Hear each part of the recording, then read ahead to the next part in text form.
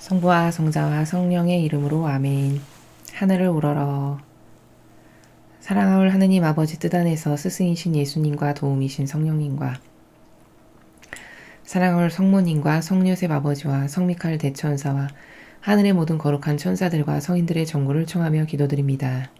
사랑하올 아버지, 오늘은 성령 강림 대축일입니다. 아버지께서는 성령 하느님을 통하여 주님의 도구들을 움직이시고 역사하시고 또 성령 하느님을 예수님께서는 파견하셔서 예수님의 뜻을 이루시는 보호자요 전달자라고 말씀하셨습니다. 오늘 전 인류에 살아가는 아버지께서 사랑하시고 구원하기를 원하시는 모든 자녀들의 사고방식과 정신과 마음의 나라에 성령 하느님의 불을 부어주시옵소서.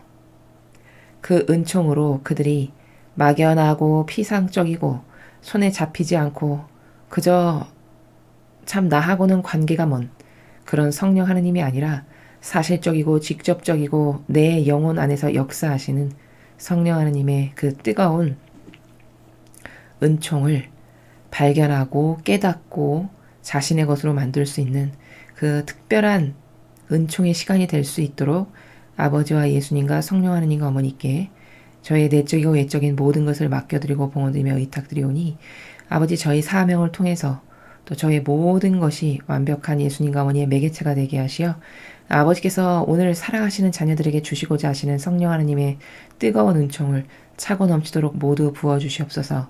이 모든 기도 우리 주 그리스도를 통하여 비나이다. 아멘. 성부와 성자와 성령의 이름으로 아멘. 안녕하십니까. 하느님의 뜻 선교의 윤피아수녀입니다. 자, 여러분 5월의 마지막 날이 드디어 되었습니다. 성모님의 아름다운 성모님의 달이었고 이제 오늘이 지나면 다시 이제 예수님의 성월을 맞이하게 되는데요. 성모님의 달의 마지막 날이 성령 강림 또 대축일입니다. 자, 오늘은 특별히 성령 하느님에 대해서 오늘 아버지께서 주시는 이 독서와 복음을 통해서 여러분의 모든 영 안에 성령 하느님께서 새로 마치 성령 세례를 받는 것과 같은 그런 마음과 정신으로 여러분의 모든 영혼이 새롭게 태어나시기를 갈망하는 그 마음의 나라에서 오늘 주신 말씀을 통해서 아버지께서 여러분에게 깨닫고자 하시는 그 모든 은총을 부어주시기를 저도 함께 기도합니다. 자, 그럼 오늘 어떤 말씀을 주실지 함께 학습하시면서 오늘 좀 더 구체적이고 사실적인 성령 하느님에 대해서 배워보시도록 하겠습니다. 2020년 5월 31일 주일 성령 강림 대축일입니다.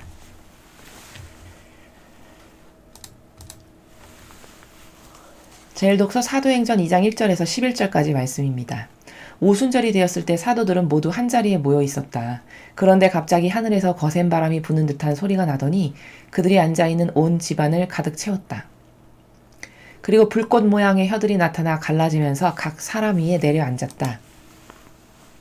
그러자 그들은 모두 성령으로 가득 차 성령께서 표현의 능력을 주시는 대로 다른 언어들로 말하기 시작하였다. 그때 예루살렘에는 세계 모든 나라에서 온 독실한 유다인들이 살고 있었는데 그 말소리가 나자 무리를 지어 몰려왔다.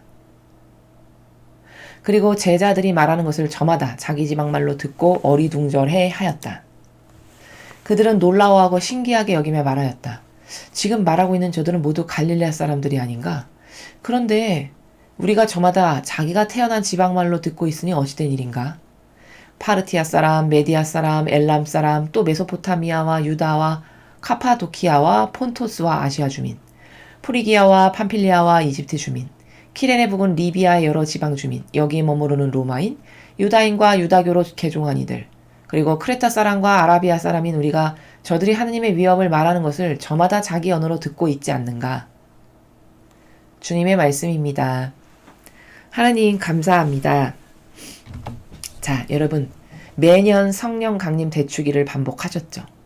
자, 그런데 성령 하느님을 여기 오늘 이렇게 제자들이 지금 받았잖아요. 그 영을 매년 반복되는 이 복음을 들으셨습니다. 수많은 시간 동안. 자, 여러분 그럼 제자들은 이렇게 성령 하느님을 받았는데 여러분도 성령 하느님을 받으셨나요? 글쎄요. 저는 진리를 배우기 전까지는요. 받았는지 말았는지도 몰랐고요. 그리고 그런 세계에 대해서 들어본 적도 없었기 때문에 어떤 것이 성령 하느님께서 살아가시는 세계고 어떤 방법을 통해야 그분을 만날 수 있는지를 몰랐습니다. 그런데 이제 진리를 배워서 제가 좀 객관화의 눈이 조금 생겼잖아요. 그리고 나서 과거의 저의 종교 생활을 이렇게 어느 날 추상해 보면서 돌이켜 보니까 성령 하느님을 받았던 적이 있더라고요. 자, 그런데 받았는데 그럼 왜 그게 더 잘하지 않았고 받았는지도 모르고 왜 이렇게 제자들에게 있는 것과 같은 이런 어떤 표징 이런 게 나는 왜 없을까? 자, 여러분, 제자들은 똑똑하고 굉장히 대단한 사람들이고 잘나서 이런 게 가능하고 저와 여러분은 못나고 부족하고 못 배워서 무식해서 그런 게 안 되는 그런 나라인가요? 절대 아닙니다, 여러분.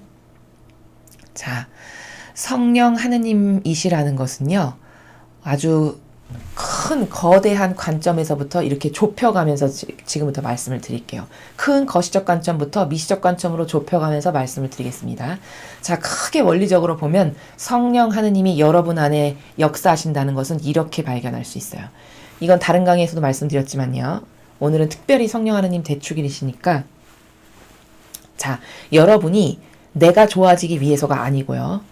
내 주변에 있는 내 가족이나 내 친구나 내 직장 동료나 나랑 관계성을 맺고 있는 사람, 그 사람들을 위해서 뭔가 해주고 싶어서 어떤 액션을 취했고 행동을 해서 그 사람에게 직접적 이익이 가게 한 열매가 있어요. 혹은 여러분이 하느님이나 예수님이나 어머니를 너무 뜨겁게 사랑하고 싶고 막 어쩔 때 가슴이 타오르고 뜨겁게 올라와서 갈망이 들끓어서 하느님을 위해서 예수님을 위해서 어머니를 위해서 무슨 성당에서 봉사활동을 한다든가, 그쵸? 어떤 그분들을 위한 희생을 한다든가 극기를 한다든가 배상과 보석을 한다든가 기도를 열심히 한다든가 성체조배를 한다든가 이런 다양한 하느님이 좋아하실 만한 예수님과 어머니께서 기뻐하실 만한 일들을 여러분이 하신다. 그럼 그때 그 순간은 여러분께서 성령 하느님의 지배를 받고 계신 순간이에요.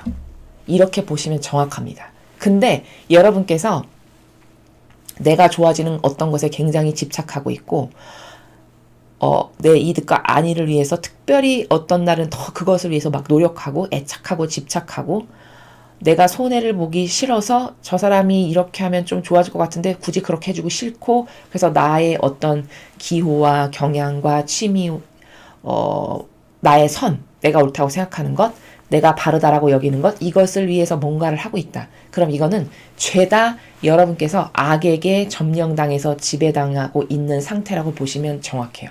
이게 분별의 기준입니다. 자, 인간은 선을 가지고 있다 이렇게 말할 수 없어요. 인간은 선과 악을 한꺼번에 공존하고 있어요. 우리는. 왜냐? 우리는 자아라고 하는 것 가운데서 살기 때문이에요. 근데 그 자아라는 것의 속성 자체가 내가 좋아지기를 원해서 끊임없이 추구하는 게 자아의 속성이에요. 그렇죠? 여러분 자신을 잘 생각해 보세요. 내 이득을 위해서 모든 것을 다 하는 게 이 세상에서는 심지어 옳다라고 여기면서 충동질하기를 자아구현을 해야 된다. 자아실현을 해야 된다. 이렇게 가르쳐요. 이러니까 자연법하고 신적인 것은 정반대고 충돌이 날 수밖에 없는 겁니다. 이런 나라니까. 세상에서는 그 말이 맞다라고 할 수밖에 없겠죠. 유물론적인 것에서 지배받고 사니까. 그치만 영적인 나라에선 그건 완전히 틀린 말이에요. 자아를 떠받들고 우상시하고 숭배하면서 살면 어떻게 되냐? 100% 마귀도구 됩니다.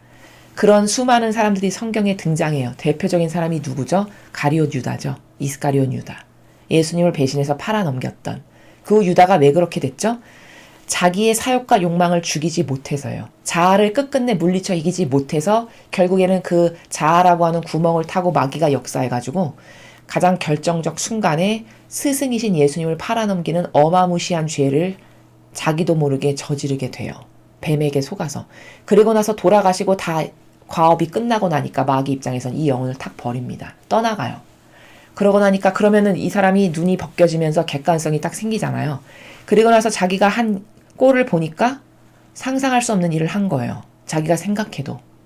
그러니까 받아들일 수 없고 인정할 수 없고 너무 비참하니까 자살하는 이런 결과를 맺게 되는 거거든요. 자, 이런 경우에서도 보듯이 인간은 선과 악을 함께 갖고 있어요. 그렇기 때문에 인간은 선하다 이렇게 말할 수 없습니다. 정확히 말하면. 선한 인간은 아무도 없어요. 단지 무엇에 어떤 영의 작용과 기운에 의해서 지배되어 사느냐에 따라서 한 사람에게서 선한 하느님을 도와드리는 영향력이 나오기도 하고 마귀를 돕는 마귀의 도구로 쓰이기도 해요. 유다처럼. 이게 우리의 본적지예요. 자, 여기까지 이해가 되시죠? 그러므로 큰 거시적 관점에서 성령 하느님을 말씀드리자면 여러분이 자기가 좋아지지 않고 남이 좋아지게 하고 하느님이 좋아지시는 일을 적극적으로 하고 있다. 그럼 여러분에게 지금 성령 하느님이 오신 거고 여러분은 그 영에 지배받고 살아가시는 건데 반대급부적인 것을 지금 하고 있어. 치고받고 싸우고 시기질투하고 남 모함하고 맨날 핑계대고 남 탓. 신세한탄 이런 나라에서 산다. 그러면 그건 100% 여러분을 지금 마귀가 장악하고 있는 거다. 이렇게 분별하시면 아주 분별이 쉽다는 거예요. 자, 고로 성령 하느님의 작용이라는 것은 여러분이 잘못 고정관념을 가지시면 어떤 오해가 또 생길 수 있냐면요. 예를 들면 성령 하느님이 오셨어. 성령님을 받았어. 이런 것을 이상한 프레임에 가둬서 생각하면 오늘 이렇게 제자들이 뜨거운 성령 하느님의 불길이 혀의 모양으로 내려와서 머리에 받는 이런 사건, 혹은 바오로 사도가 다마스커스로 가는데 말을 타고 그때도 가톨릭 신자를 그리스도교인들을 박해하고 끌어다가 감옥에 가두려고 끌고 가다가 예수님을 만났죠. 예수님이 치시잖아요. 바닥을 뒹굴면서 너 사울아 사울아 왜 나를 박해하느냐 이렇게 하시니까 누구십니까? 주님은 누구십니까? 나는 네가 박해하는 예수다. 이렇게 얘기하셨어요. 그때 완전히 이 사람이 여기 데미지가 간 거죠. 엄청난 쇼킹한 충격이 온 거예요. 정신적인 나라에서. 그래서 그 바오로 사도의 영혼 안에 잘못 새겨진 그 오해를 부숴주시죠. 예수님께서 은총으로. 그래서 이 바오로 사도는 완전히 180도 다른 사람이 돼요. 예수님을 만난 다음에. 그리스도교를 박해하던 사람에서 그 그리스도를 증언하고 어떤 분이시라고 복음을 선포하는 사도가 됩니다. 완전히 인생이 180도 달라졌죠. 이런 케이스만 성령 받았네 이렇게 생각하시면 안 된다는 거예요. 여러분이 일상생활에서 작게 아버지를 위해서 하는 그 모든 것이 여러분도 성령 하느님을 받으신 거고 성령 하느님의 영향 가운데서 살아가시는 거다. 이렇게 봐야 여러분에게 굴곡된 오해의 작용으로 성령 하느님에 대해서 이상한 관점의 나라를 갖지 않는다는 겁니다. 자, 이해가 되시죠? 또 여기까지. 즉 그러니까 성령 하느님은 알파요 오메가의 범주만큼 다양한 각기 사람에 맞게끔 정신세계에 맞게끔 수준에 맞게끔 교감하시는 통교하시는 그 각각 다양한 나라에 맞게끔 각각의 사람마다 역사하시는 방법이 다 다르고 소소하게 작은 이런 남을 위한 희생과 선행 이 모든 것이 사실은 여러분도 성령 하느님을 받으신 거고 그 영혼에게 그 영의 지배적인 상태에 지금 있으시다라는 것이 바로 입증되는 순간이다. 이렇게 말씀을 드릴 수 있어요. 자, 그럼 이제 성령 하느님에 대해서 조금 아시겠죠? 자, 오늘 이 사도들이 오순절 다락방 사건이죠. 이거 우리가 너무가 잘 아는. 예수님이 돌아가셨고 부활하셨고 다시 지상에서 잠시 제자들을 40일 동안 만나주시면서 얘들아 내가 이제 아버지 곁으로 올라갈 건데 너희가 아버지의 일을 잘하게 하기 위해서 내가 성령 하느님을 파견하실 거다. 보호자라고 하시는 그때까지 기다리거라. 이렇게 말씀하셨어요. 그리고 진짜 보내셨어요. 그래서 오늘 제자들이 그 성령 하느님의 영을 받는 이 모습을 우리가 보고 있어요. 그리고 나니까 이 제자들이 동과 서가 다르게끔 달라지죠. 그렇게 멍청하고 무식하다라고 모든 사람이 소위 말하면 깔보는 어부들, 그쵸? 제자들이 뭐 열성당원, 혁명당원 이런 사람들이었어요. 근데 전 세계 각국의 수많은 사람들이 자기네 말로 이 제자들이 말하는 것을 알아듣기 시작해요. 엄청난 역사가 지금 일어나고 있죠. 성령으로 가득 차 성령께서 표현의 능력을 주시는 대로 다른 언어들로 말하기 시작하였다.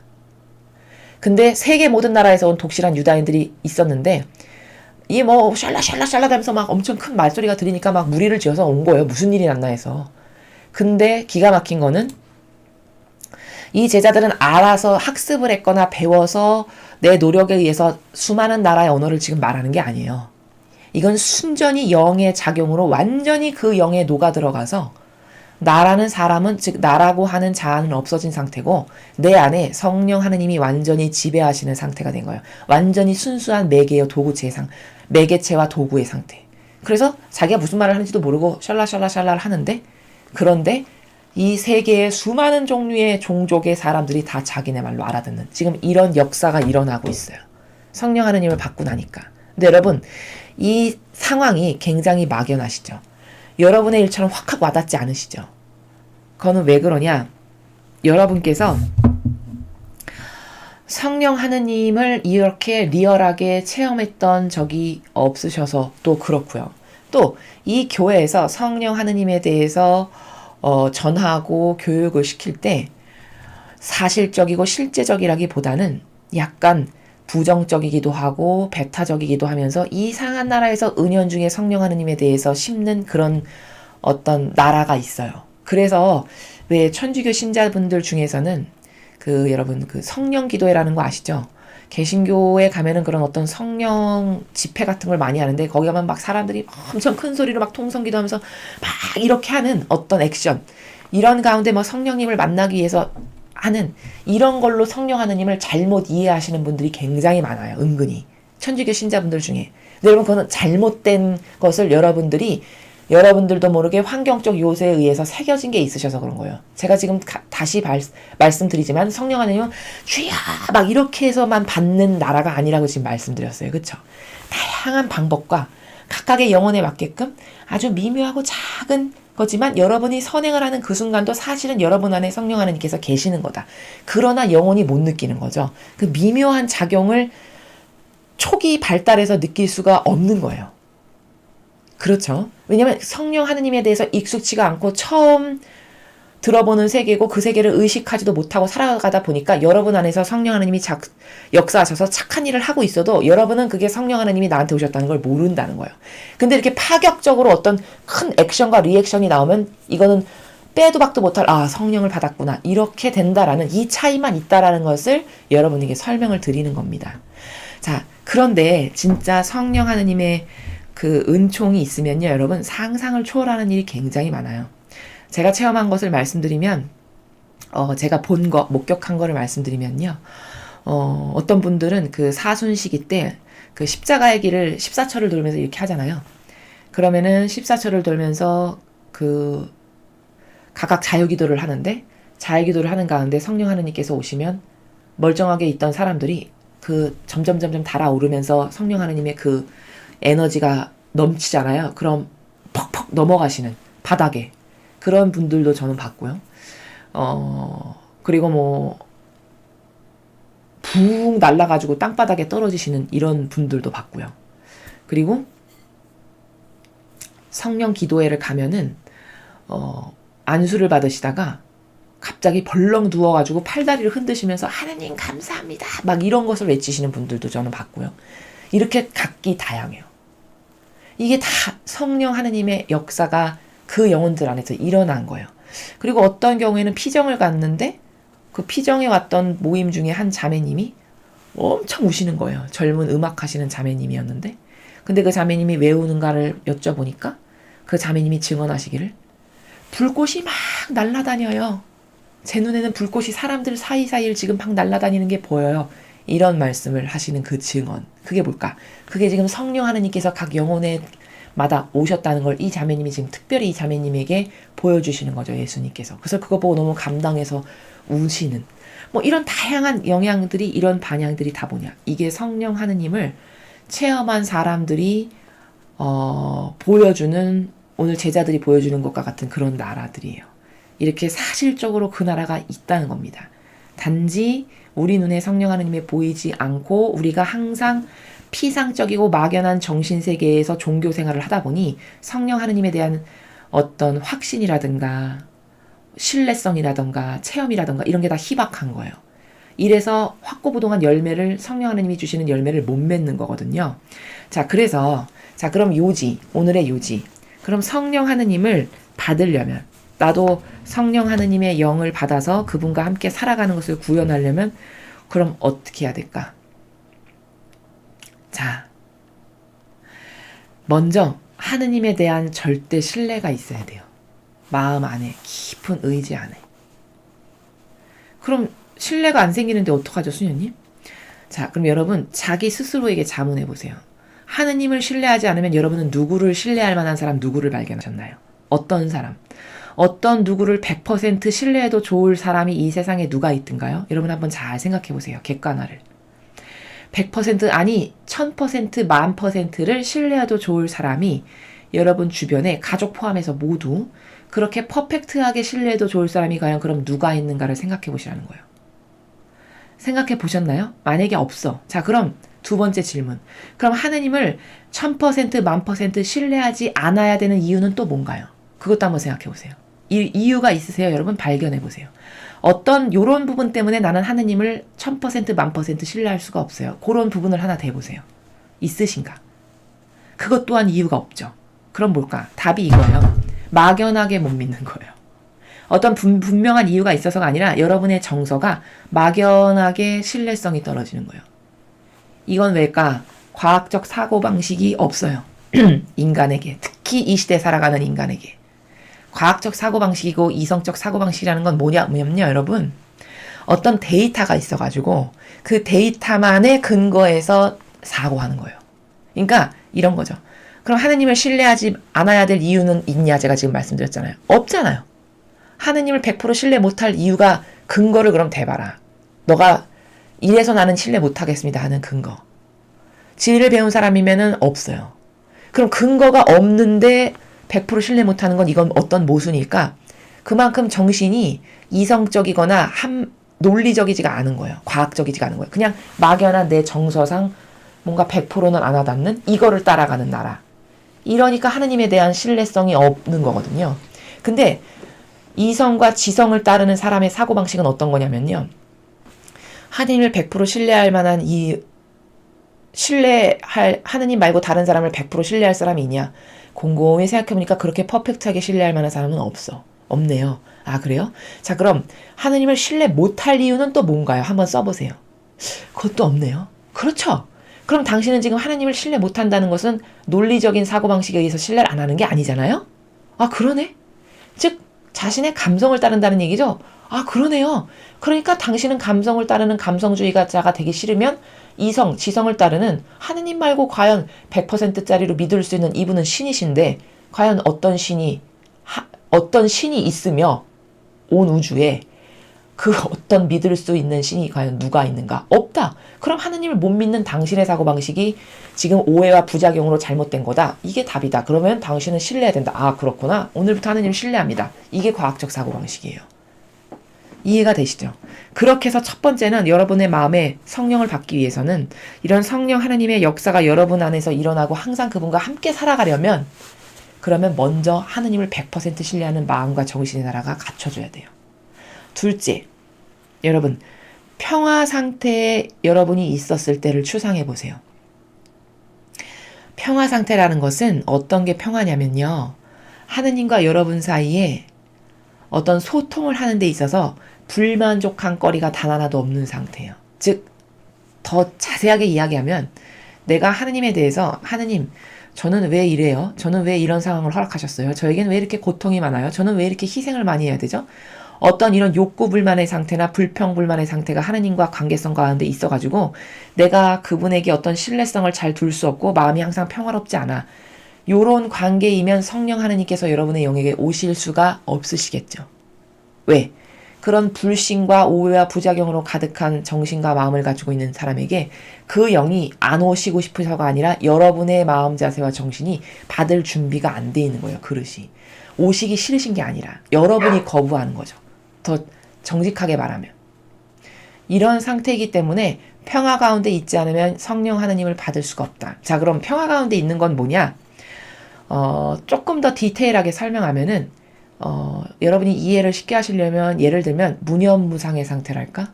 그래서 어떤 애착과 집착도 없고 어떤 것에 대한 근심 걱정도 없고 약간 무념무상과 같은 그런 상태? 그게 영혼이 평화로운 상태라고 가장 근접하게 설명할 수가 있어요. 그리고 혹은 이렇게도 추상할 수 있어요. 여러분이 어렸을 때 가장 마음이 평화롭고 안정감이 있었고 평온한 상태였던 적을 한번 추상해 보세요. 어렸을 때. 누구나 한 번쯤 그런 적이 있죠. 편안하고 참 안락하다. 이런 상태. 그런 상태가 영혼이 평화 가운데 머무는 상태예요. 그럼 여러분 지금 그걸 떠올리셨으면 그 마음의 나라가 항상 유지되게끔 하는 것, 이게 평화 가운데 있는 영혼이에요. 그래서 그것을 여러분이 이해하시기 쉽게 유물론적으로 설명하면 약간 무념무상과도 같은 상태랄까? 어떤 애착과 집착도 없고 나에 대한 뭐를 이루고 싶은 것도 남에 대한 시기질투도 없고 약간 요런 상태. 그게 평화 가운데 있는 상태라는 거예요. 그럼 영혼의 마음과 정신이 그 상태가 유지가 돼야 돼요. 자, 두 번째 조건까지 말씀드렸죠. 세 번째, 내 마음이 뜨거운 갈망 상태에 있어야 성령 하느님을 받기가 쉬워요. 갈망이라는 건 뭐냐면은 여러분 갈망은요, 하느님의 힘을 끌어들이는 가장 강력한 힘이에요. 무슨 말이냐? 여러분 성경에서 야곱을 보세요. 야곱과 에사오가 있었죠. 장자권은 에사오가 받도록 정해져 있었던 복이었어요. 에사오 거. 근데 에사오는 잘못한 게 뭐냐? 잘못된 사고방식이 뭐였냐? 하느님이 자신에게 주시는 그 장자권에 대한 축복을 굉장히 하찮게 여겼어요. 아버지가 주시는 축복을. 그래서 팥죽 한 그릇에 그것을 동생에게 팔아넘겨버려요. 그러니까 하느님이 주시는 축복을 소중하게 여길 줄 몰랐던 이런 잘못된 나라가 있었던 거죠. 근데 야곱은 달랐어요. 야곱은 어려서부터 그렇게 축복받기를 좋아했고 하느님을 갈망했고 사랑했고 그래서 그 형의 축복을 난 둘째 내가 좀 받았으면 이런 갈망이 차고 넘쳤던 사람이 야곱이에요. 그래서 그 야곱이 배고픈 형에게 팥죽 한 그릇에 그럼 나 장자권 나에게 줘라 팔아라 그랬더니 에사오가 두 번 망설임 없이 그래도 가져 이러고 줬어요. 근데 이 하느님의 나라는 얼마나 영적인 건 무서운 거냐면요. 여러분 세상에선 말 한마디 한다 그래서 상황이 바뀌진 않잖아요. 근데 천상의 나라는 그렇지가 않아요. 그 말한 그대로 되는 나라가 천상의 나라예요. 오히려. 그게 하느님과 관련돼 있기 때문에 그래요. 그래서 하느님과 관련돼서 어떤 말 한마디 잘못하는 것은 굉장히 치명적이에요. 영혼에게. 왜냐하면 아버지가 그걸 다 듣고 계시거든요. 본질의 나라에서. 그래서 그래? 그럼 너 가져. 이렇게 해서 야곱이 형이 사냥 나간 사이에 야곱을 많이 사랑했던 엄마의 도움을 받아가지고 형의 옷도 입고 이렇게 눈이 잘 안 보이는 아버지 이삭을 이렇게 이런 쪽 단어로 표현하면 속인 거라고 해야 될까요? 속인다는 단어가 좀 적합진 않은데 그렇게 형의 옷을 입고 자기가 축복을 받기 위해서 아버지 앞에 다가가서 축복을 받잖아요. 이게 야곱의 이 뜨거운 갈망을 보여주는 거거든요. 이 성경에서. 그 갈망을 하느님은 나무라시지 않죠. 그 축복을 야곱에게 주세요. 그러니까 그 대목에서 우리가 배워야 될 건 뭐냐면 야곱은 참 못됐네. 어떻게 사람이 저렇게 비양심적이고 지 형 거를 뺏을 수가 있어? 이 관점을 말씀하시고 싶으신 게 아니고 성경의 그 대목에서 예수님께서 가르쳐 주시는 나라는 뭐냐? 갈망은 하느님의 능력을 끌어들이는 가장 강력한 힘이다라는 것을 가르쳐 주시는 거예요. 갈망이 그렇게 무서운 거예요. 그래서 성령 하느님을 받고 싶습니다. 저도 아버지의 뜻 안에서 이 제자들이 살아가는 것처럼 주님의 뜻에 의해서 그 정신세계에 의해서 나의 내적이고 외적인 것이 완전히 매개체로 쓰이는 그 나라에서 살고 싶으니 저를 제발 성령 하느님 오소서 성령님 저에게 좀 와주세요. 이런 뜨거운 갈망. 이게 있으면 성령 하느님께서 오시기가 더 좋으시다라는 거예요. 영적 환경이. 그래서 지금 제가 세 가지를 말씀드렸어요. 첫째, 하느님을 완전히 신뢰할 것. 그런 마음과 정신이 되어 있는가? 절대 신뢰가. 둘째, 여러분의 영혼의 상태가 항상 평화 가운데 있는가? 하느님과 소통하기에 불만족한 나라가 없고 아버지와의 나와의 관계성에서 어떤 꼬인 마음이 없고 내가 하느님에 대해서 불만족하게 여기거나 하느님을 믿지 못하는 어떤 이상한 것이 있거나 이런 것 없는 소통이 잘 되는 상태. 이게 평화의 나라. 쉽게 이야기하면 무념무상과도 같이 사욕과 욕망과 애착과 집착이 하나도 없는 이런 상태일 때 성령 하느님을 받기가 쉽고 세 번째, 뜨거운 갈망으로 넘쳐 흐르면 성령 하느님께서 더 오시기가 쉽다. 이렇게 지금 팁을 세 가지를 말씀드렸어요. 이러면 여러분이 성령 하느님을 받으실 수가 있습니다. 청원 드리면 그대로 돼요. 천상의 나라는 말한 그대로 의지를 갖고 무엇을 말씀드리면 말한 그대로 되는 나라이기 때문이에요. 그래서 오늘 이 제자들이 지금 성령 하느님을 받아가지고 이렇게 달라진 표양을 우리에게 보여주고 있는데 이것은 이 제자들에게만 특별한 은총으로 주신 거다? 물론 특별한 은총은 맞죠. 근데 이들만 되고 나는 안 되는 거다? 그건 잘못된 생각이라는 거예요. 여러분도 정신과 마음의 자세의 나라가 이런 제자들이 성령 하느님을 받았을 때 갖고 있었던 그 나라가 있잖아요. 올바른 정신의 나라. 그런 올바른 정신의 나라를 갖추고 있으면 여러분도 오셔서 성령님 저에게도 제발 오시옵소서 하면 오신다는 거예요. 그런 마음의 나라가 도대체 뭘까라는 것을 지금 세 가지를 말씀을 드린 거예요. 그래서 성령 하느님이시다 그러면 대부분의 천주교 신자들은 저도 그랬고 막연하고 보이지도 않고 느껴지지도 않아. 어떻게 믿으라는 거야? 어떻게 받는 거야? 다 이런 나라예요. 대부분. 그리고 오히려 부정적인 것만 더 세게 갖고 계신 분들도 많아요. 그 개신교의 그런 어떤 영향 때문에. 그리고 은근히 천주교에서 그런 성령 하느님에 대해서 가르치질 않고 성령 하느님이다 그러면 약간 성령 하느님에 대한 어떤 얘기를 하거나 그걸로 뜨거워지는 사람이 있으면 약간 조금 너무 광신도와 같은 이상한 분위기로 몰고 가는 이런 알게 모를 은연중의 분위기라는 게 있어요. 이런 다양한 환경적 요소에 여러분이 영향을 받으셔가지고 그런 마음을 나도 모르게 가지게 된다는 거예요. 그래서 절대 그런 거 아니다. 이상한 거 절대 그런 거 아니고 나는 받을 수 없는 거 그런 거 아니에요. 여러분의 마음과 정신이 얼마나 하느님 보시기에 완벽하게 마음에 드시느냐. 그럼 죄가 없어야 받는다? 그것도 아니에요. 여러분 제자들은 죄가 없어서 성령 하느님을 받았습니까? 말도 안 되는 소리예요.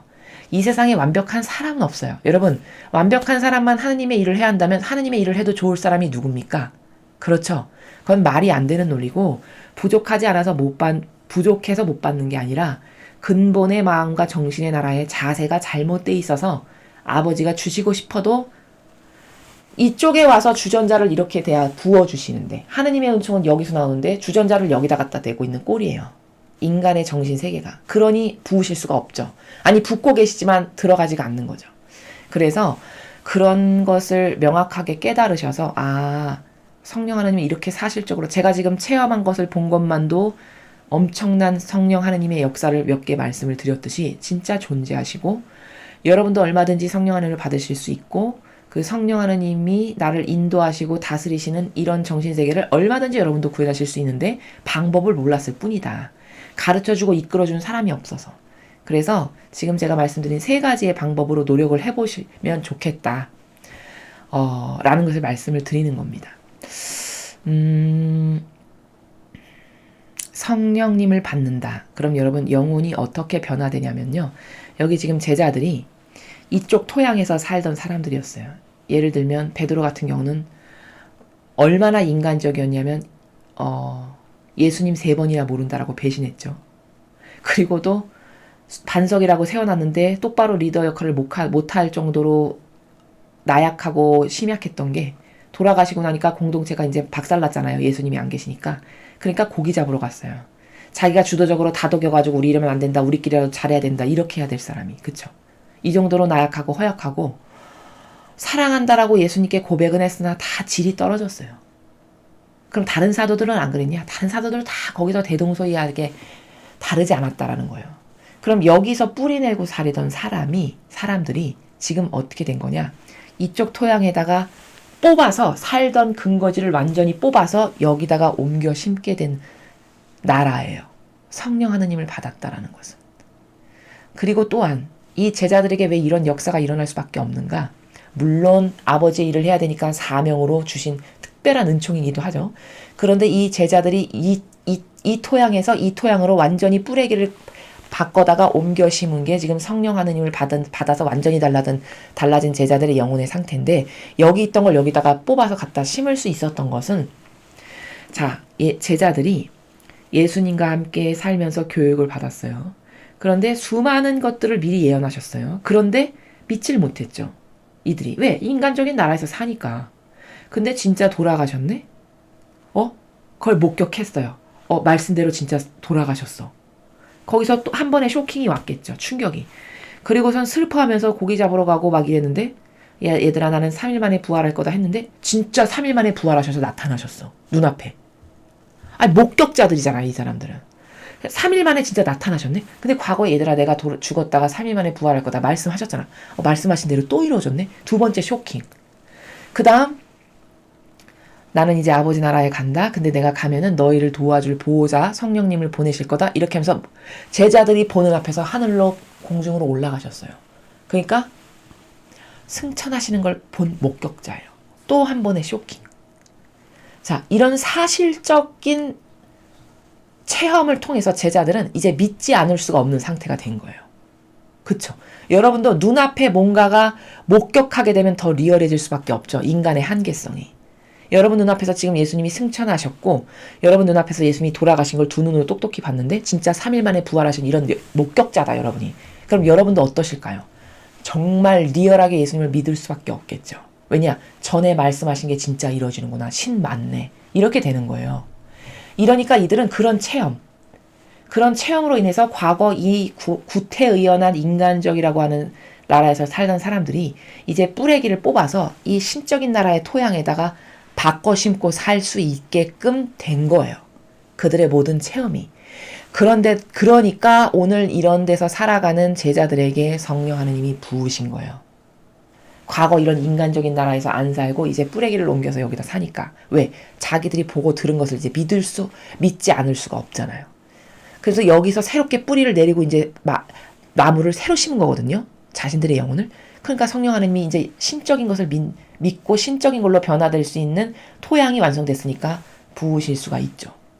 그래서 우리도 이런 성령 하느님을 받으려면 인간적인 걸 없애야 된다. 자아를 없애야 된다. 제가 이렇게 누누이 말씀을 드리는 게 그래야만 성령 하느님께서 오시기가 쉽고 그래야만 강력한 성령 하느님의 영을 받을 수 있고 그래야만 그분과 함께 살아갈 수 있는 이런 토양이 완성되는 거다라는 것을 추가적으로 덧붙여서 말씀을 드립니다.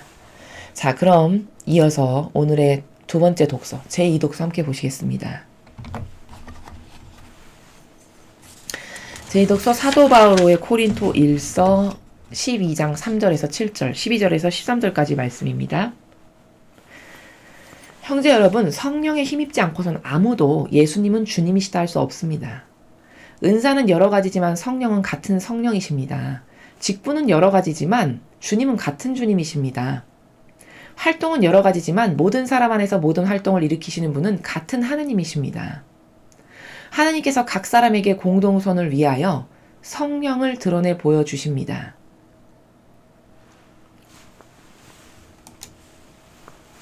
몸은 하나이지만 많은 지체를 가지고 있고 몸의 지체는 많지만 모두 한 몸인 것처럼 그리스도께서도 그러하십니다. 우리는 유다인이든 그리스인이든 종인이든 자유인이든 모두 한 성령 안에서 세례를 받아 한 몸이 되었습니다. 또 모두 한 성령을 받아 마셨습니다. 주님의 말씀입니다. 하느님 감사합니다.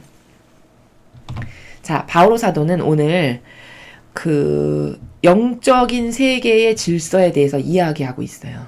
그렇죠.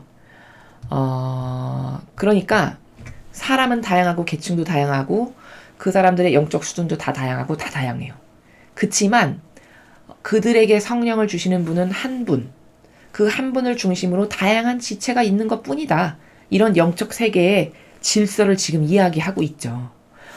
자, 이 영적 세계의 질서를 이해하는 데 있어서 아주 좋은 비유가 하나 있는데 이런 거예요. 인간은 지금 바오로 사도가 왜 이렇게 영적 세계의 질서에 대해서 이야기를 하냐면 인간이 어떤 오류적 사고방식을 하냐면요. 이런 거예요. 성령에 대한 이상한 고정관념이 있으면 안 된다라고 제가 다른 강의에서도 이 앞 강의에서도 말씀을 드렸어요. 똑같은 관점입니다. 자, 성령에 대해서 이상한 고정관념을 가지면 안 된다라고 제가 말씀을 드리는 적절한 비유가 이런 거예요. 예를 들어 코끼리가 있어요. 자, 그런데 어떤 사람은 코끼리의 코를 만져봤어요. 그럼 그 사람은 성령 하느님을 그러니까 그 사람은 코끼리를 이렇게 길고 동그란 원형통 같이 생겨 있는 게 코끼리야. 이렇게 말해요. 어떤 사람은 코끼리의 다리를 만졌어요. 그럼 짜리몽땅하고 굉장히 두껍고 살이 튼튼하고 질겨. 이게 코끼리야. 이렇게 얘기한다는 거예요. 근데 어떤 사람은 꼬리를 만졌어. 그러면 꼬리를 만진 사람은 코끼리를 인식할 때 굉장히 가늘고 길고 보드랍던데 그게 코끼리야. 이렇게 말한다는 거예요. 그럼 A도 B도 C도 코끼리를 만진 건 맞아요. 그쵸? 근데 인식하는 체계는 A는 코만 코끼리라고 인식하고 B는 다리만 코끼리라고 인식하고 C는 꼬리만 코끼리라고 인식하는 거예요. 이런 꼴이라는 거예요. 성령 하느님을 인식하는 부작용은. 그런데 A도 B도 C도 똑같은 성령 하느님 받은 거 맞아요. 그쵸? 그러니까 앞에서 바오로 사도가 이렇게 얘기하는 거죠. 아니, 은사는 여러 가지지만 성령은 같은 성령이다. 너 코 만진 너나 다리 만진 너나 꼬리 만진 너나 성령 받은 거야. 은사로. 그렇죠? 근데 사람은 이상한 고정관념에 사로잡히고 자아에 갇혀 살면 내가 만진 그것만이 진짜 성령이라고 또 생각하고 착각해요. 요런 오류 가운데 또 갇혀서 살아가요. 그러니까 어떤 싸움이 일어나는 거냐면 야 말씀 은사가 진짜야. 뭐 이런 유치한 말도 안 되는 이야기를 하는 거예요. 야 치유 은사가 최고야. 야 웃기고 있네. 야 방언 터지는 게 그게 진짜거든. 뭐 이런 식인. 그렇지만 마오로 사도는 지금 그런 생각을 갖고 있는 사람들에게 깨닫게 하기를 여러분 착각하지 마세요.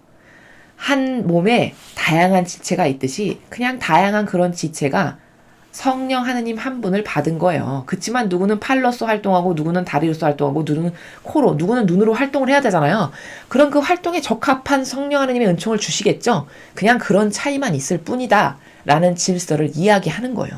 그래서 제가 성령을 이상하게 이해하게 되면은 어떤 아주 급격한 변화나 굉장히 큰 빛으로 내려치는, 예를 들면 바오로 사도 같이, 예를 들면 뭐 오늘 불꽃 모양으로 이런 걸 받은 이런 제자들과 같이 이런 것만 성령 하느님이야. 아 성령 하느님 받았네. 나는 성령 하느님 못 받은 것 같은 이런 착각 가운데 또 빠지고 갇히게 한다는 거예요. 그렇지만 그렇지 않다라고 제가 반복해서 말씀을 드렸습니다. 대부분의 사람은 선한 지향력으로 남을 위해서 희생하는 사람들은 사실 다 성령 하느님이 그 안에서 역사하시는 거겠고 그를 다스리시는 순간이고 그가 성령 하느님을 받은 거지만 그만 깨닫지 못하고 그만 자기 거니까 또 잘 보이지가 않잖아요. 자기의 것에 대해서는. 이런 거지. 어떤 사람은 엄청 크고 어떤 사람은 개미만큼 작고 이런 것은 인간이 만들어 놓은 이상한 해석의 방식이다라는 것을 오늘 바오로 사도가 이야기하는 이 나라를 통해서 우리가 알 수 있죠. 자, 계속해서 오늘 주신 복음 말씀 함께 보시겠습니다. 요한복음 20장 19절에서 23절까지 말씀입니다. 주님 영광 받으소서. 그날 곧 주간 첫날 저녁이 되자 제자들은 유다인들이 두려워 문을 모두 잠가놓고 있었다. 그런데 예수님께서 오시어 가운데 서시며 평화가 너희와 함께 하고 그들에게 말씀하셨다. 이렇게 말씀하시고 나서 주님의 두 손과 옆구리를 그들에게 보여주셨다. 제자들은 주님을 뵙고 기뻐하였다. 예수님께서 다시 그들에게 이르셨다. 평화가 너희와 함께. 아버지께서 나를 보내신 것처럼 나도 너희를 보낸다. 이렇게 이르시고 나서 그들에게 숨을 불어넣으며 말씀하셨다. 성령을 받아라.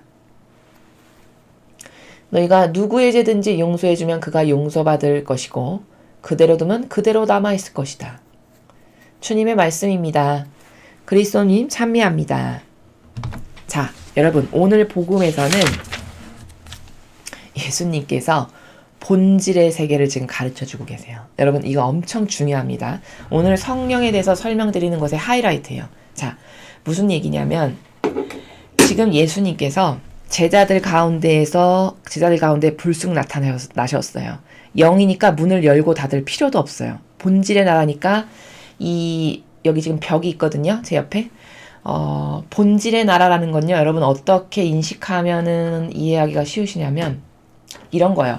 제 옆에 여기 지금 벽이 있는데 이 벽을 사람은 못 뚫어요. 그쵸? 레이저는 뚫죠. 뚫어서 저 벽 속 너머에 뭐가 있는지도 볼 수 있는 과학기술이 있잖아요. 자, 그럼 그 레이저 광선은 본질이에요. 본질을 투과할 수 있는 세계예요. 레이저 광선은. 근데 우리는 본질의 세계를 투과할 수 없죠. 이 벽 속에 너머에 뭐가 있는지를 뚫고 들어나갈 수가 없는 존재니까. 이러니까 한계적 존재고 유물론적 존재예요. 그렇지만 그 투과할 수 있는 광선은 과학에 의해서 만들어진 본질을 투시할 수 있는 어떤 입자들이죠. 입자의 모임? 이런 거죠.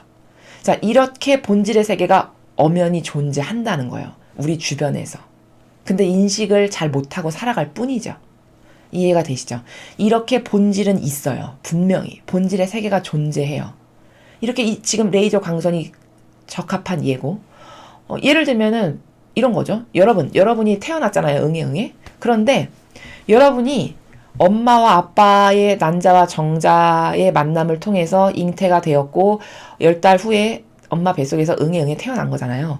자, 그런데 여러분이 태어나서 지금 이렇게 클 동안 여러분은 그 엄마의 뱃속에서 여러분이 나온 것을 본 적이 있어요? 없으시잖아요. 기억도 없죠.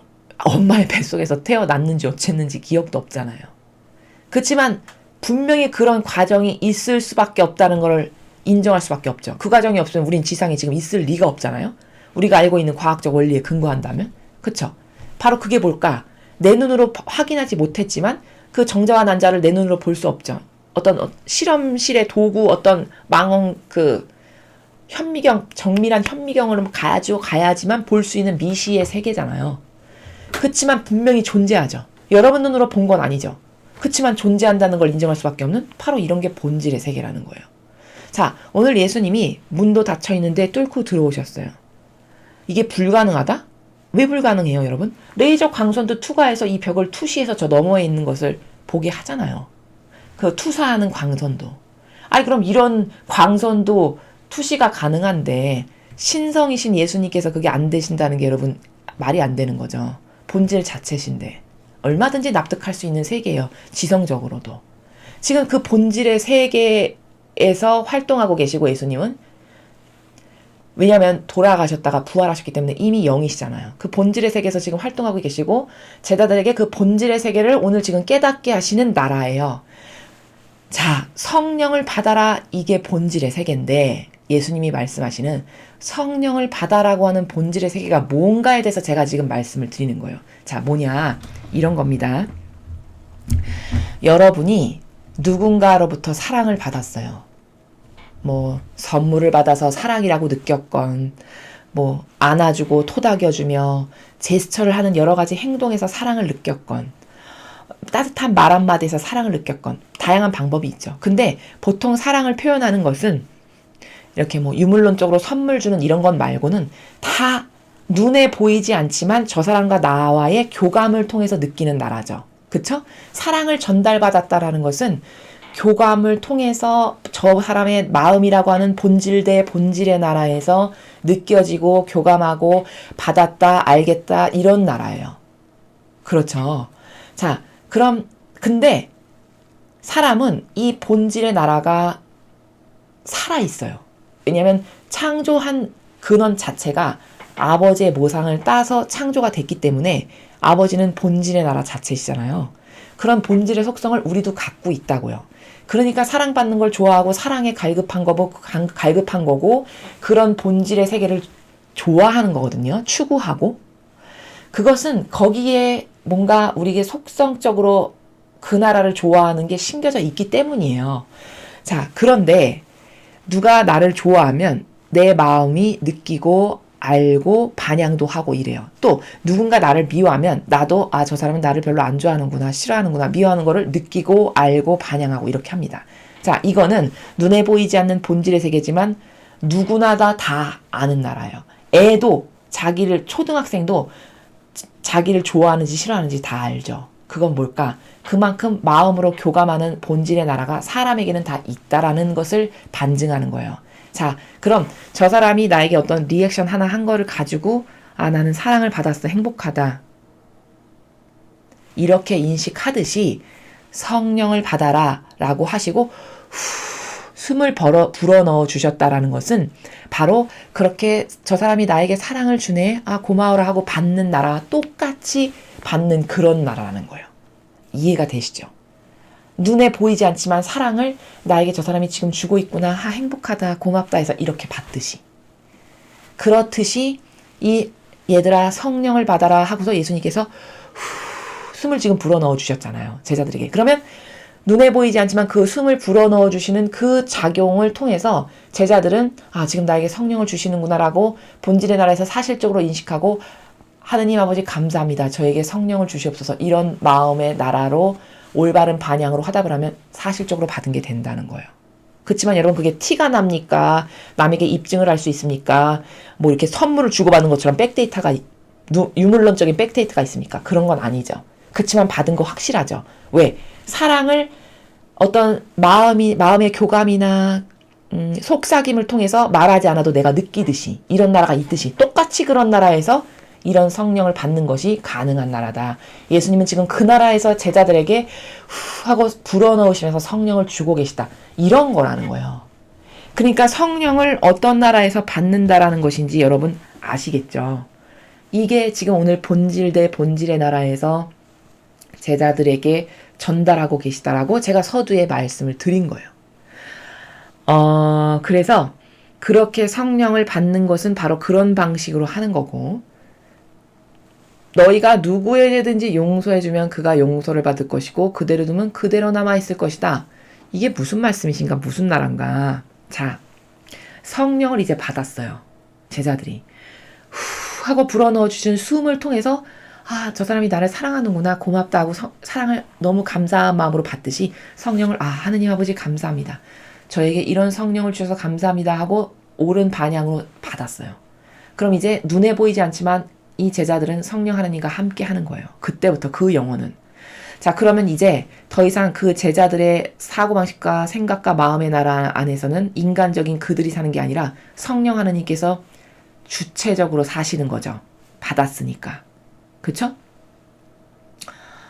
이렇듯이 제자들 마음 안에는 이제 성령 하나님이 살아계세요. 그렇기 때문에 너희가 누구에게든지 용서해주면 그가 용서받을 것이고 그대로면 그대로 남아있을 것이다 라는 말이 왜 유효하냐? 이제 너가 인간적인 속성으로 네 뜻으로 무엇을 하고 말고 틀렸어 맞았어 이렇게 하지 않을 거고, 너는 이제 성령을 받았으므로 성령 하나님께서 네 영혼 안에서 계시기 때문에, 살아계시기 때문에 누구에게든지 용서해주는 주체는 네가 아니라 사실은 네 안에 살아계시는 성령 하나님이 하시는 일이야. 즉 주님께서 하시는 일이야. 그러니까 네 영혼 안에 살아계시는 주님께서 너가 그래 용서해줘야지, 의인이어야 되니까 이렇게 마음 먹으면 그 영혼을 용서해 주시고, 그러나 용서해 주지 않아야 될 어떤 하느님의 뜻에 반하는 어떤 것이 있어. 그럼 그냥 그대로 남아있게 되는. 즉 23절의 해설은 뭐냐면 이젠 주체가 더 이상 네가 아니라 네 안에 계신 주님의 영이다. 그러니까 네 안에 계신 주님의 영께서 하시는 거지 네가 하는 게 아니야. 누구를 용서하고 안 하고는. 이 말씀입니다. 이게 합당하고 타당하죠. 인간이 감히 누구를 용서하고 말고의 자격이 안 되잖아요. 그렇죠? 즉 주님의 영께서 네 안에 이제 살아계시는 성령 하느님의 영, 주님의 영께서 용서도 해주시고 용서 안 해주시기도 하시는 바로 주체가 그분이시다라는 것을 23절에서 말씀하시는 거예요. 왜? 너가 이제 영을 받았기 때문에. 자, 그래서 오늘 굉장히 긴 시간 동안 1독서, 2독서 그리고 복음을 통해서 오늘 성령 강림 대축일이기 때문에 제가 성령 하느님에 대해서 큰 거시적 관점부터 작은 관점으로 좁혀 들어와서 지금 성령 하나님의 역사가 일어나려면 나는 어떻게 돼야 되고 정신과 마음의 자세가 어때야 되고 받는다는 게 과연 뭔가, 눈에 보이지도 않는데 뭐 어떻게 받는다는 거야, 이런 막연함이잖아요. 받는다는 것은 사랑을 남에게서 받는 것과 똑같은 바로 그 나라다라고 말씀을 드렸습니다. 그래서 이제 여러분도 이제 얼마든지 성령 하나님을 받는 나라에 가셔서 받으실 수 있으시겠죠. 그래서 이게 이제 여러분이 성령 하나님과 교감을 나누시는 채널이 생기잖아요. 어떤 그런 나라가 하나 생기잖아요. 근데 처음에 하나 생기기가 어렵지, 만약에 성령 하나님과 교감을 나눠서 뭔가가 나에게 변화가 있고 어떤 역사가 일어나는 뭔가가 하나 생겼다. 그럼 그게 여러분의 내재적 정신과 마음의 나라 안에 새겨지게 돼요. 그러면 이제 두 번째 성령 하나님과 어떤 다른 케이스의 경우에서 교감을 나누기는 더 쉽겠죠. 왜? 첫 번째 케이스의 경험이 있잖아요. 그걸로 새겨진 파장과 파동의 나라가 있단 말이죠. 그럼 두 번째로 내가 성령 하나님을 갈망하고 갈구해서 받는 방법은 맨 땅에 헤딩하고 하나도 없었을 때 처음 받는 것보다는 쉬워지죠. 쉬워지는 거예요. 그럼 채널이 두 개 생겨요. 성령 하나님과 교감할 수 있는 채널이. 이러면서 자꾸 신앙이 깊어지고 고도화되고 순도가 높아지고 내 거 버려야지 이렇게 되는 거거든요. 두 개가 생겼어.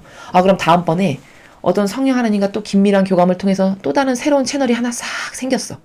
그럼 이제 맨 처음에 하나 만들 때보다는 두 개 만들 때가 쉽고 두 개 만들 때보다는 세 개 성령 하나님과 교감을 나누고 어떤 나하고의 1대1과의 관계성에서 독창적인 그 채널을 만드는 게 더 쉬워지겠죠.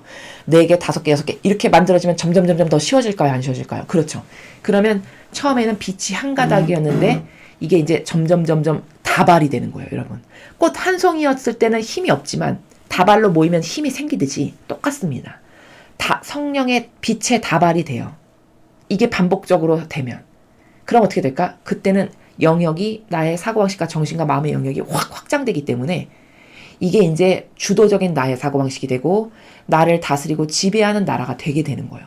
이러면 이게 굵어지고 커지면 예수님과 어머니와 같은 정신세계의 나라에서 내가 주도적으로 아버지 뜻을 행해드리는 도구요 매개체에 충직한 이런 나라가 확 열리게 되는 겁니다. 완벽하게 구축이 되게 되는 거예요. 그래서 우리는 오늘 정말 많은 것을 은총으로 배웠습니다. 아버지께서 성령이 뭔지에 대해서도 가르쳐 주셨고 받는 방법도 가르쳐 주셨고 받으려면 어떤 올바른 정신이 되어야 되는 것도 가르쳐 주셨고 또 받는다는 게 뭐야? 보이지도 않고 너무 막연한데 받는다는 게 뭔지에 대해서도 제가 구체적으로 말씀을 드렸어요. 사랑의 예를 들어서. 그런 나라에 내 정신과 영혼을 갖다 놓고 받는 거예요. 또 그렇게 받게 되면 이제 더 이상 내가 사는 게 아니라 내 안에서 주님이 사시는 거기 때문에 그때가 되면 내 안에 계신 주님께서 용서도 해주시고 용서 안 하시기도 하고 이런 건 네가 아니라 이제 네 안에 살아계신 예수님께서 하시는 거다. 바로 이 말씀을 23절에서 하시는 거죠. 그래서요 여러분 이 도구적 삶이라는 것은요 사실 저와 같은 직분을 가진 이런 도구적 삶이라는 것은 성령 하느님이 제 영혼을 지배하시지 못하잖아요. 즉 주님의 종이라고 봉헌된 사람의 영혼을 성령 하느님께서 다스리실 수가 없고 지배하실 수가 없으시잖아요. 그럼 굉장히 불행한 거예요. 그리고 제 역할을 똑바로 못하는 겁니다.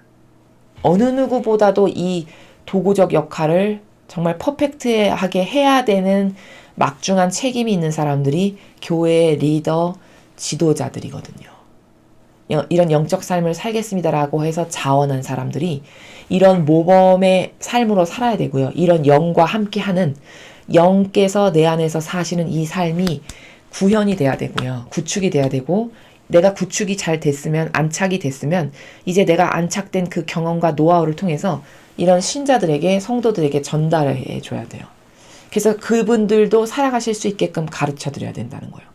깨닫게 해줘야 된다는 거예요. 그래서 그런 신앙 생활을 할 수 있게끔 전달하는 게 교회의 사명이고 수도회의 사명이고 마땅히 해야 될 의무고 책무다라는 겁니다.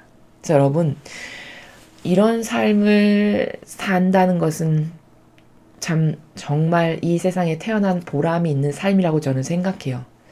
이런 삶이야말로 한평생의 삶이 헛수고가 아니라 효용과 가치로 넘쳐나는 삶이라는 건 바로 이런 삶이구나. 이런 것을 깨닫게 됩니다. 그리고 어차피 인생은 한시적인 거잖아요. 누구나 다 죽을 수밖에 없는 한시적 삶을 살아가는 존재들이에요. 그럼 이왕지사 사는 거 좀 멋있고 아름답고 매력적이게 이런 퍼펙트한 나라에서 완성되는 삶으로 살면 얼마나 좋을까요? 얼마나 여러분이 만족스러우실까요? 스스로 자신에 대해서도. 왜 세상 사람들은 이런 것에 대해서 관심이 없을까가 항상 저희의 아쉬운 점이에요. 물론 관심이 없게끔 한 것은 교회의 책임이 너무나 크죠. 전파하고 전했더라면 당연히 관심이 있었겠죠. 전파하고 전하지 않은 교회의 책임이 정말 엄청 큽니다. 그래서 여러분이 오늘 이 특별한 성령 강림 대축일을 맞이하셔서 오늘 하루 동안 이 진리를 들으셨으면 이 나라에서 이제 여러분에게도 그 성령 하느님의 은총이 오시게끔 갈망을 하시고요. 항상 그 평화를 유지하시도록 노력하시고 기도 중에 또 하느님을 절대적으로 신뢰해드리는 그 마음의 나라를 이렇게 넓히셔야 돼요. 그 지경을 이렇게 넓힌다 하죠. 그렇게 했을 때 여러분에게 성령 하느님께서 확 오실 수 있습니다. 그래서 그런 구체적 체험과 또 사실적으로 교감하시면서 살아가는 이런 모든 은총들이 여러분 모두에게 아버지께서 주시기를 저도 갈망으로 오늘 이 특별히 성령 강림 대축일을 맞이해서 기도드립니다. 자, 이상으로 2020년 5월 31일 주일 성령 강림 대축일 복음 해설을 마치겠습니다. 감사합니다.